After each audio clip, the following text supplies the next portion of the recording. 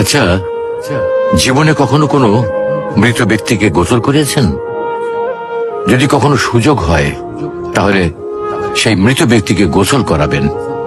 তখন খুব কাছ থেকে দেখবেন মৃত মানুষের দেহটা কতটা অসহায় লাগে, মৃত্যুর পরে মানুষের দেহ কতটা ভয়ের কারণ হয়ে দাঁড়ায়। সুযোগ পেলে রাতে লাশটা পাহারা দেবেন, তখন বুঝতে পারবেন প্রিয় মানুষটার লাশ রাতের বেলায় আপনার কাছে কতটা অদ্ভুত লাগে, কতটা ভয়ের কারণ হয়ে ওঠে, কতটা আতঙ্কের কারণ হয়ে যায়। সুযোগ পেলে মৃত ব্যক্তির শরীরে একটু হাত লাগিয়ে কিছুক্ষণ তার স্পর্শ নেবেন। আপনি তখন উপলব্ধির সুযোগ পাবেন এই পৃথিবীতে বিশাল প্রভাব প্রতিপত্তি মৃত্যুর পরে কতটা নির্যাতনের রূপ নেয়। সুযোগ পেলে আপনজনদের লাশ কবরে নামাবেন খুব আগ্রহ নিয়ে।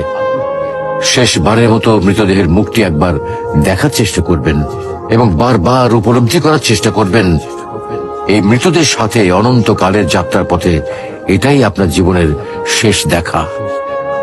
সুযোগ পেলে মাঝে মধ্যে কবরস্থানে গিয়ে নীরবে কিছুক্ষণ দাঁড়াবেন। এরপর মনে মনে চিন্তা করবেন জীবনের লাভ ক্ষতির হিসাব। এই মৃত মানুষগুলো এই পৃথিবীতে কি করে গেছেন, কাদের রেখে গেছেন।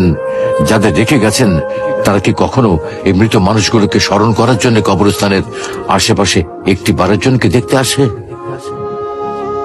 আমাদের জীবনটা বড় অদ্ভুত, বৈচিত্র্যময়।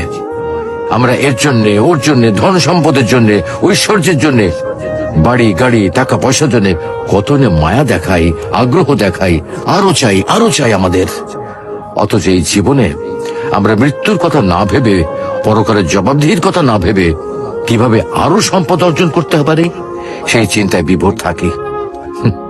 হায় রে জীবন, এখনো সময় আছে, ফিরে আসুন মহান রবের দিকে।